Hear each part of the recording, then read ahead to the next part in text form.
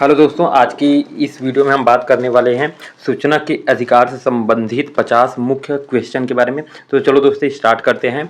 सूचना का अधिकार अधिनियम कब लागू हुआ था? तो सूचना का अधिकार 12 अक्टूबर 2005 को लागू हुआ था। आरटीआई अधिनियम किस अनुच्छेद से संबंधित है? तो अनुच्छेद 19 खंड 1A से संबंधित है। आरटीआई अधिनियम कितने अनुभागों में विभाजित है? तो 31 अनुभागों में विभाजित है। आरटीआई अधिनियम कितने अध्यायों में है? तो 6 अध्याय में है। आरटीआई का फुल फॉर्म क्या है? आरटीआई का फुल फॉर्म है राइट टू इन्फॉर्मेशन। आरटीआई आवेदन शुल्क कितना होता है? तो आरटीआई का आवेदन शुल्क होता है 10 रुपये। किस धारा में सूचना देने से मना किया जा सकता है? तो धारा 8 में सूचना देने से मना किया जा सकता है। सूचना प्रदान करने की अधिकतम समय सीमा क्या रखी गई है? तो सूचना प्रदान करने की अधिकतम समय सीमा 30 दिन रखी गई है।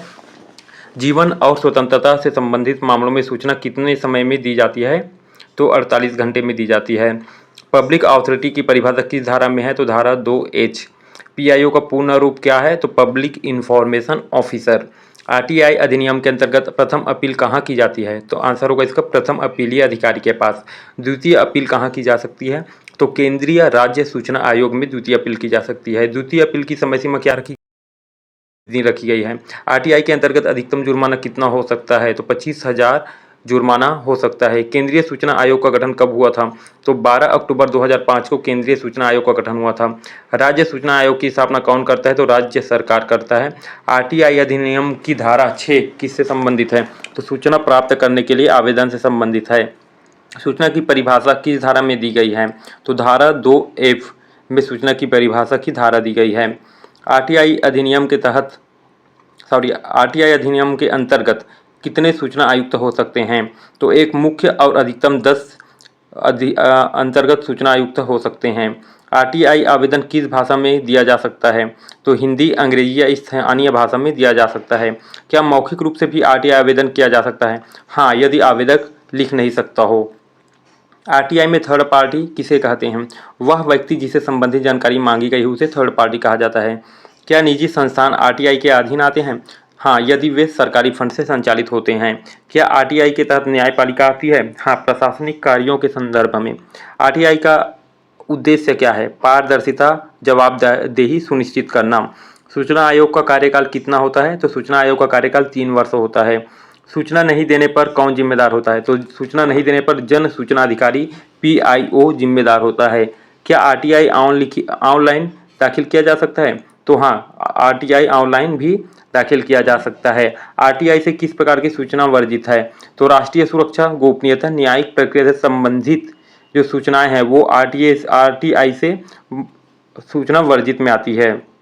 धारा 20 किससे संबंधित है? तो दंड प्रावधान। धारा 20 किससे संबंधित है? दंड प्रावधान से संबंधित है। आरटीआई आवेदन कितने शब्दों में शामिल होता है? तो लगभग 500 शब्दों में। आरटीआई अधिनियम लागू करने वाली सर्वोच्च संस्था कौन है? तो केंद्रीय सूचना आयोग। क्या एनजीओ आरटीआई के अधीन आते हैं? हाँ, यदि वे सरकारी फंड लेते हैं। सूचना आयोग का मुख्यालय कहाँ है? तो सूचना आयोग का मुख्यालय है नई दिल्ली में। क्या कोई विदेशी नागरिक आरटीआई आवेदन दे सकता है? नहीं, केवल भारतीय नागरिक ही आरटीआई आवेदन दे सकता है। आरटीआई के तहत कौन जानकारी मांग सकता है? कोई भी भारतीय नागरिक। आरटीआई अधिनियम में रिकॉर्ड की परिभाषा किस धारा में है? उत्तर है इसका धारा 2I में। आरटीआई अधिनियम की धारा 11 किससे संबंधित है? तो तीसरे पक्ष से संबंधित सूचना। कौन विभाग आरटीआई अधिनियम को नियंत्रित करता है? तो कार्मिक और प्रशिक्षण विभाग DOPT। क्या आरटीआई में व्यक्तिगत जानकारी मांगी जा सकती है? नहीं, जब तक वह सार्वजनिक हित में न हो। क्या आरटीआई से परीक्षा उत्तर पुस्तिका मांगी जा सकती है? तो उत्तर पुस्तिका मांगी जा सकती है। क्या आरटीआई से टेलीफोन कॉल डिटेल मांगी जा सकती है? नहीं, यह गोपनीयता का उल्लंघन है। क्या सेना आरटीआई के तहत आती है? नहीं, खुफिया और सुरक्षा एजेंसियों को इसमें छूट प्राप्त है। आरटीआई अधिनियम में अपील की प्रक्रिया कहाँ वर्णित है? तो धारा 19 में। आरटीआई अधिनियम की धारा 23 क्या कहती है? तो आरटीआई अधिनियम की धारा कहती है न्यायालय आरटीआई मामलों में हस्तक्षेप नहीं कर सकता है। क्या आरटीआई से सरकारी टेंडर की जानकारी मांगी जा सकती है? तो आंसर होगा हाँ। आरटीआई अधिनियम में सूचना में कौन कौन सी चीज़ें आती हैं? तो दस्तावेज, ईमेल, फाइल रिपोर्ट, अनुबंध आदि। आरटीआई अधिनियम के अंतर्गत कौन आवेदन कर सकता है? तो कोई भी भारतीय नागरिक इसमें आवेदन कर सकता है। आरटीआई अधिनियम की निगरानी कौन करता है? तो केंद्रीय सूचना आयोग या फिर राज्य सूचना आयोग इसकी निगरानी करता है। Thank you for watching.